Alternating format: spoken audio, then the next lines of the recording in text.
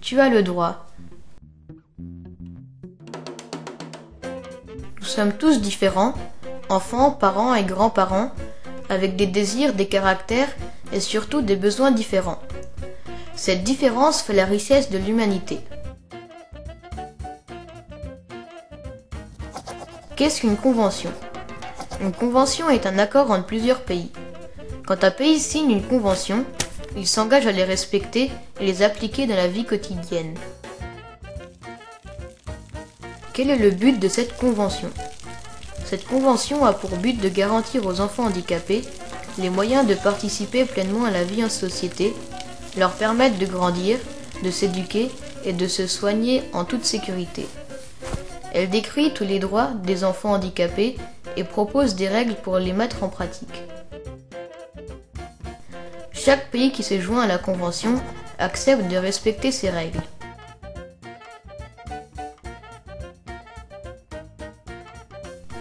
Pourquoi est-il nécessaire d'avoir une convention particulière sur les droits des personnes handicapées?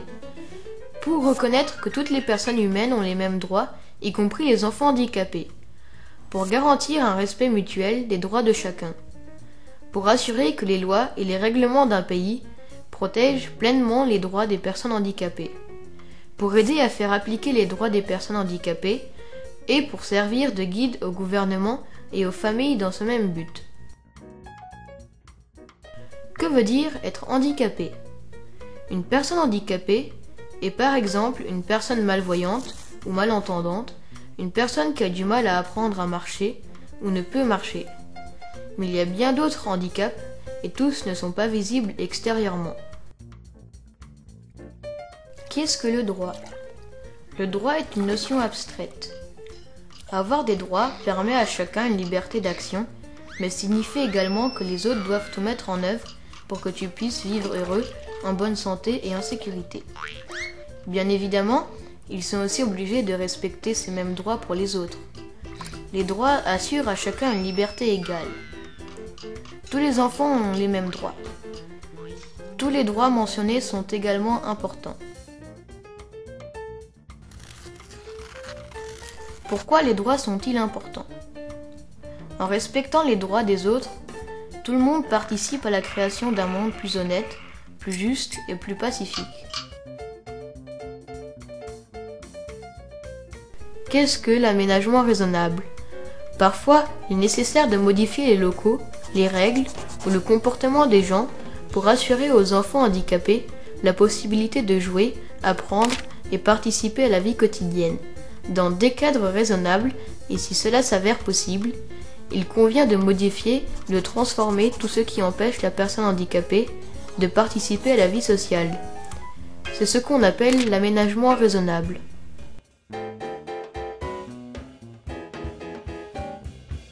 Qu'est-ce que la conception universelle? L'expression « conception universelle » signifie que tout ce qui est conçu est à l'origine pensé pour tous afin d'être utilisé par tous. Par exemple, une école où l'on trouve des livres audio, des interprètes en langue de signes, est un établissement qui traite les enfants handicapés avec justice, car il leur assure une chance égale d'apprendre. Tu as le droit de connaître tes droits, à la dignité, au traitement sans discrimination. Tout être humain a droit au respect. On parle de discrimination fondée sur le handicap quand quelqu'un est traité injustement à cause de son handicap. Il est inconcevable de créer une loi qui discrimine les enfants handicapés. C'est pourquoi ces enfants ont le droit de prendre part aux décisions qui les concernent. À l'égalité des chances pour réaliser tes rêves. Les enfants handicapés rencontrent dans leur vie de tous les jours de nombreux obstacles. Il est donc important de les aider pour qu'ils puissent, eux aussi, réaliser leurs rêves. À l'égalité des chances, que tu sois fille ou garçon. Nous sommes tous égaux, que l'on naisse fille ou garçon. Cela est également vrai pour les filles et femmes handicapées. De participer aux activités de la vie quotidienne. Chaque enfant nourris des idées et des opinions propres. Nous devons les aider à vaincre les obstacles qu'ils rencontrent lorsqu'ils lisent, parlent, écoutent. Le langage des signes, par exemple, permet aux sourds ou malentendants de dialoguer. L'écriture braille, quant à elle, permet aux aveugles de lire. Les enfants handicapés doivent pouvoir profiter pleinement de toutes les libertés et de tous les droits qu'ont les autres enfants. D'être respecté pour tes capacités physiques et intellectuelles, de pouvoir rester toi-même et qu'on t'accepte tel que tu es. Tout enfant a des capacités, des ressources et un potentiel fantastique. Et l'enfant handicapé comme tout autre. Tout le monde doit en prendre conscience. À l'accessibilité des lieux publics. Tu as la liberté de te rendre dans tout lieu public. À la vie. La vie est ton cadeau, et personne ne peut par la loi te la prendre. À la protection et à la sécurité en cas de guerre, d'état d'urgence ou de catastrophe naturelle. À la justice, à la liberté et à la sécurité. Avec ou sans handicap, tout le monde est égal devant la loi. De ne pas être torturé ou traité cruellement. D'être protégé de la violence et de la maltraitance et que personne ne puisse profiter de ta situation. D'avoir un nom et une nationalité. De connaître tes parents et d'être élevé par eux. De choisir où et dans quel pays tu veux vivre. De décider si tu veux vivre avec ta famille, seul ou dans un établissement convenable. D'appartenir à la communauté comme tous les autres. De circuler librement, d'être indépendant. Tu as le droit de recevoir une aide pour te déplacer si ton handicap le nécessite. De t'exprimer et de donner ton opinion, d'accéder à l'information. Tu as le droit d'utiliser la langue des signes ou l'écriture braille pour t'exprimer et comprendre les autres. À la vie privée. Tu as le droit de vivre avec tes parents et l'État doit aider ta famille à prendre soin de toi.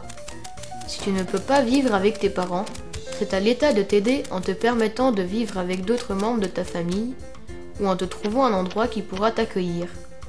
Quand tu seras adulte, tu auras le droit de fonder ta propre famille et de te marier et d'avoir des enfants. D'aller à l'école. Tu ne dois pas être exclu de l'école à cause de ton handicap. Tout doit être mis en œuvre pour que tu puisses bénéficier d'un enseignement comme tout autre enfant. Aux meilleurs soins médicaux sans discrimination fondée sur le handicap et à toute aide nécessaire. À un emploi. À la nourriture, à l'habillement, à l'habitation. De participer à la vie politique, de servir la communauté, de voter et d'être élu. De participer au sport, jeux, arts, aux activités de loisirs telles que les théâtres, musées, terrains de jeux, bibliothèques. Que ta vie privée soit traitée confidentiellement lors des collectes d'informations et d'autres recherches sur le handicap. À une coopération internationale dans la lutte contre les obstacles et barrières relatifs au handicap et pour l'accès aux informations. Qui que tu sois, qui que soient tes parents, quelle que soit la couleur de ta peau, ta religion, ta langue, ton moyen de communication, que tu aies un handicap ou non, que tu sois fille ou garçon, riche ou pauvre, ces droits t'appartiennent.